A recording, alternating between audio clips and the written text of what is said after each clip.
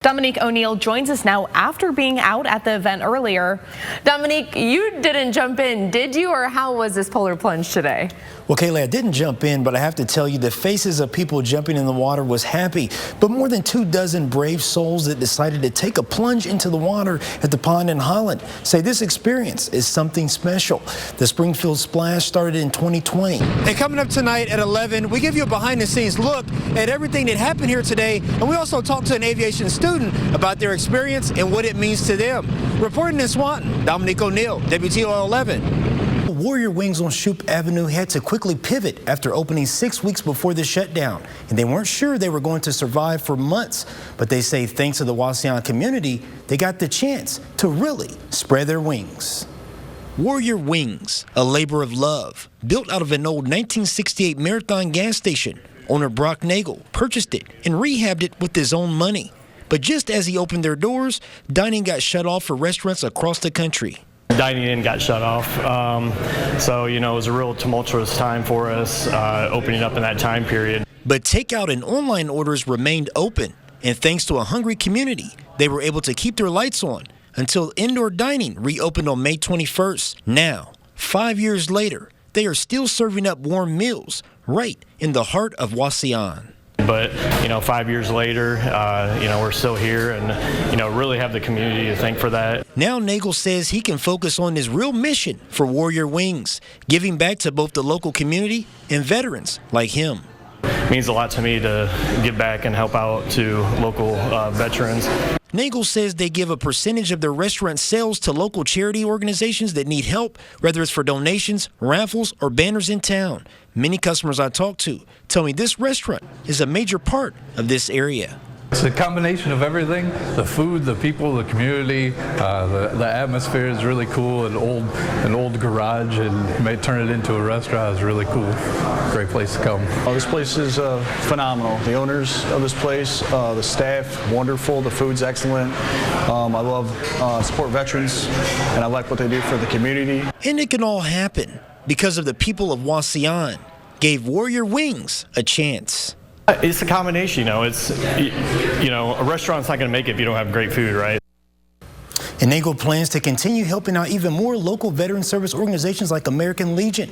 Reporting in studio, Dominique O'Neill, WTOL 11. I enjoyed it. I learned to know a lot of people, and I've seen a lot of them that have retired and new ones come in, and I'm still there. That's Margaret Kroninger, just mere days away from turning 100 years old.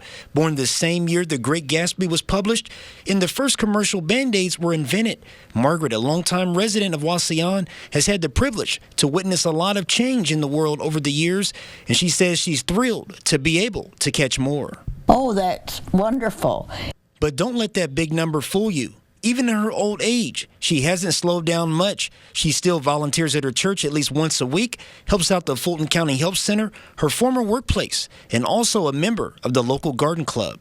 And I've been very active in the church. I've been on the council, and I have been president of the women of the church. Margaret takes pride in her independence. She still lives on her own at her home of 74 years, which she and her husband purchased because she liked the little walk in the backyard. She reads the newspaper every day, and she's quite the shark at cards, which I got to find out firsthand.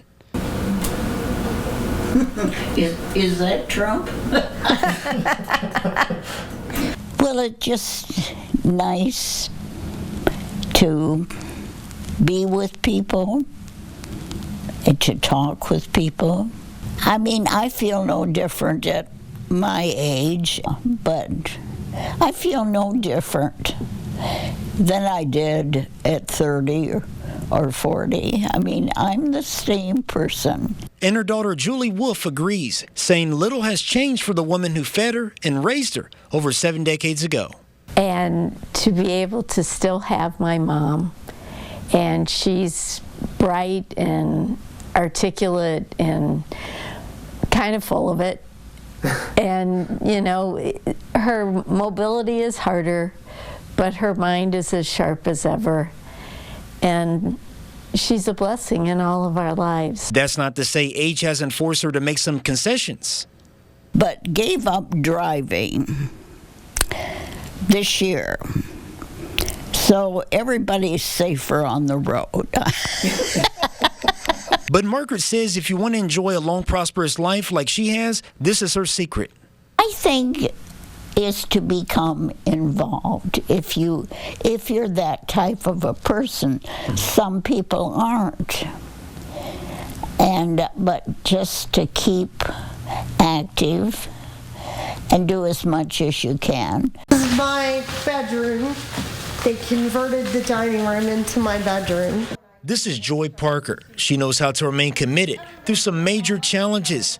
She was born with cerebral palsy, a disability that has forced her to get around in a wheelchair, making her life harder and often leading to people treating her differently. People, we just want to be treated normally by people, and that it's been a hard road, but it's slowly getting better over time. Despite her struggles, today she finds happiness in the little things, such as playing table games in her home, a sign she can still live life on her own terms. National Disability Awareness Week or something like that. But in the decades before the Americans with Disability Act was passed, it was so much harder for her to find the joy in herself. You really didn't have much recourse if a place wasn't accessible to you, for example. Like I remember days when my mother would have to lift me out of my wheelchair, put me on the ground, haul the wheelchair up a flight of steps. It wasn't until 1990 when the federal government made discrimination against people with disabilities illegal that her life started to turn around. In the wake of the law's passage, organizations like the Lucas County Board of Developmental Disabilities were created, going on to find Joy an ADA-compliant house and get her authorized for aid care. I just wasn't physically able to work anymore, so I don't know what I would have done if it wasn't for the board helping me. But we've made great strides, but there's still a lot of work to be done. And again, it's just continuing to pick up where these important figures left off with that legislation and how can we build on that. On the heels of the 34th anniversary of the ADA, Joy says the law had a life-changing effect for people like her, bringing a difficult life just a little more joy. I mean, I think it's really improved lives for everybody, not just for disabled people, but also for people who are more able to interact with disabled people